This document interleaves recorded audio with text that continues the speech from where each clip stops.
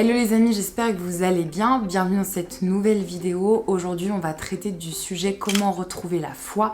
Certains d'entre nous, on passe parfois par des périodes qui sont pas faciles, par des vagues, par des torrents. Certains perdent la foi et reviennent, veulent revenir, etc. Donc ensemble, on va voir ce que c'est la foi. Quels sont dans les grandes lignes les éléments, les événements qui peuvent nous éloigner parfois de la foi, des églises, de Dieu.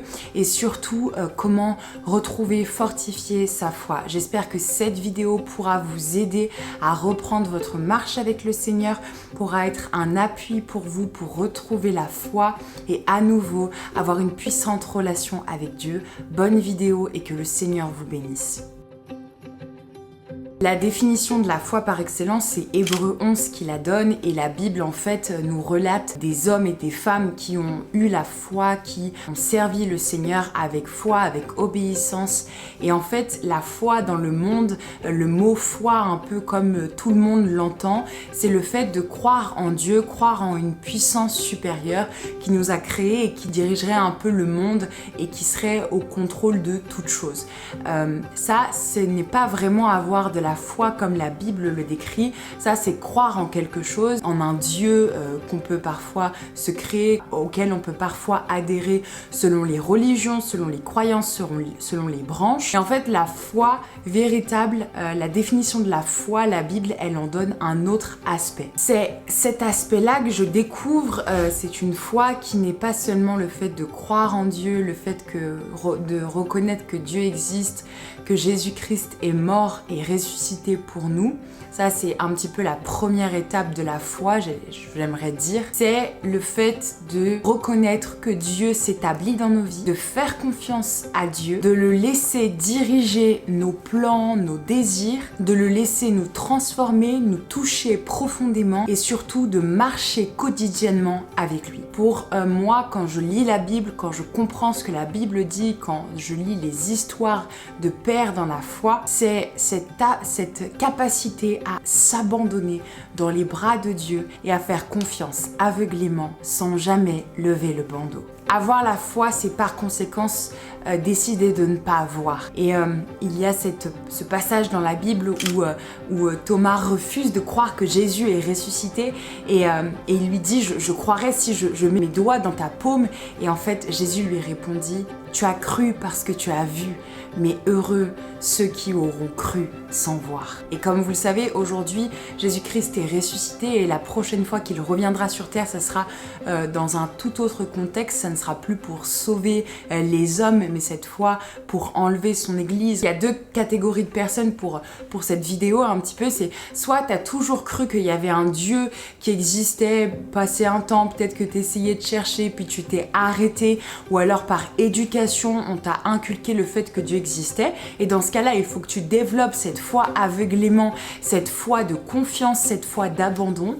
Ou alors, tu as eu cette foi, tu as commencé à avoir cette foi et puis des événements ont fait que tu as perdu ta foi, que tu as commencé à devenir froid dans ta foi, à ne plus avoir de relation avec Dieu. Et dans ce cas-là, on va passer aussi à la prochaine étape qui est de parler des éléments déclencheurs qui nous refroidissent dans notre foi, qui font que nous perdons notre foi et notre capacité à avoir confiance en Dieu.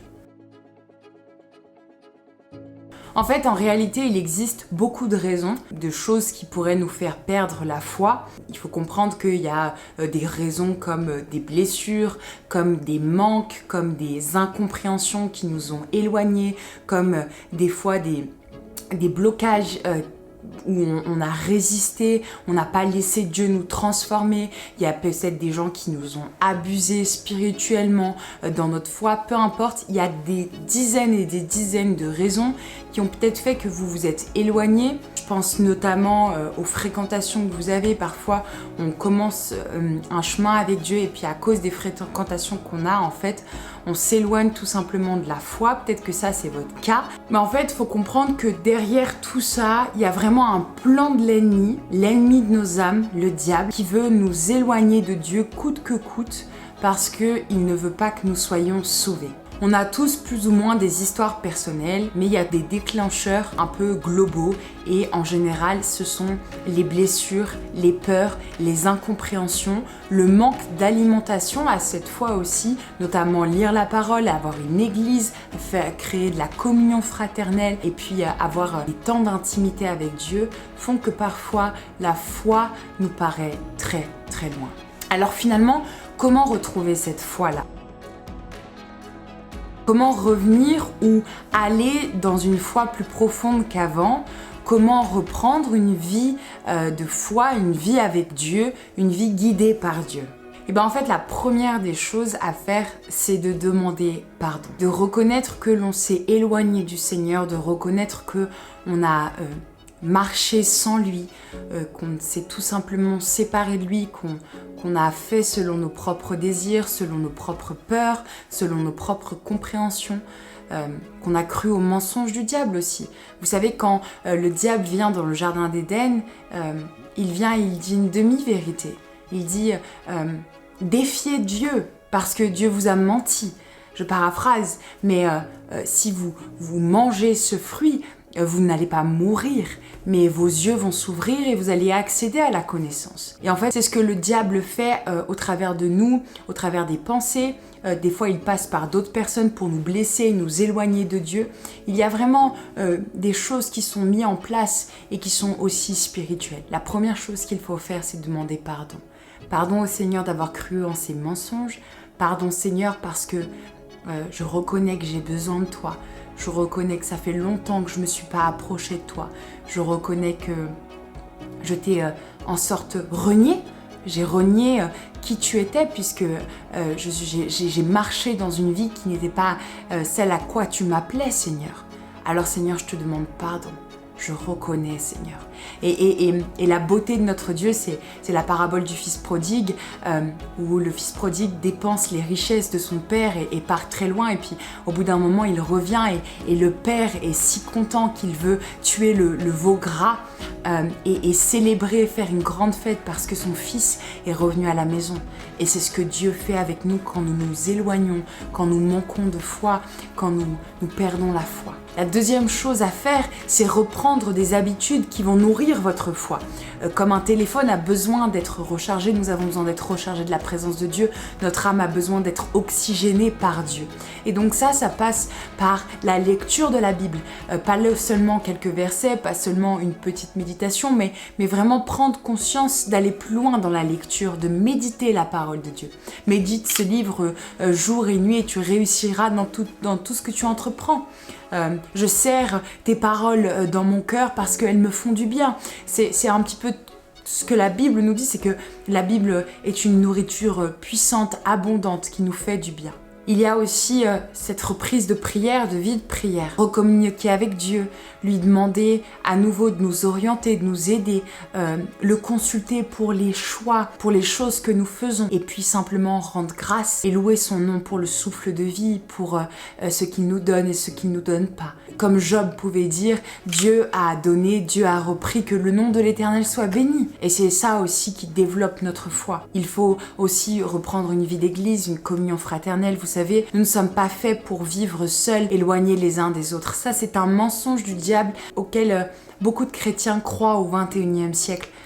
Qu'on peut vivre une église à la maison, c'est-à-dire des cultes en ligne, qu'on peut vivre sans être les uns les autres, qu'on peut choisir les moments auxquels on voudrait participer.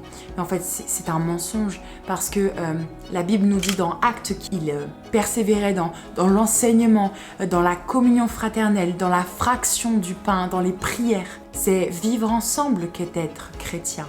C'est ensemble qu'on s'approche de Dieu, qu'on se nourrit du Seigneur aussi.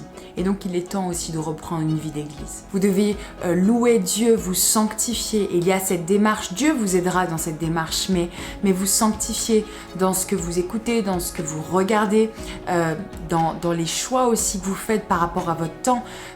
Combien de temps je prends avec le Seigneur, combien de temps je suis avec Dieu et combien de temps je suis dans la distraction, dans les choses du monde. Laissez Dieu vous toucher à nouveau et vous transformer. Ne soyez pas dans cette optique que vous êtes indigne et que Dieu a honte de vous. Chassez toute forme de culpabilité. Les bras du Père sont grands ouverts et il attend que vous rentriez à la maison. On pourrait dire plein de choses sur comment retrouver la foi, et je pense que ça sera l'objet d'une prochaine vidéo. En termes de temps, j'ai déjà fait pas mal avec celle-ci, mais je prie que Dieu vous touche et que vous retrouviez la foi au nom de Jésus-Christ. Que le Seigneur vous encourage, que le Seigneur vous bénisse, que le Seigneur fasse ce qu'il veut avec votre vie. Soyez les yeux fixés sur Jésus-Christ en tout temps et en toutes circonstances. Travaillez aux choses éternelles et non aux choses terrestres, parce que c'est ça qui reste, mes amis. Amen.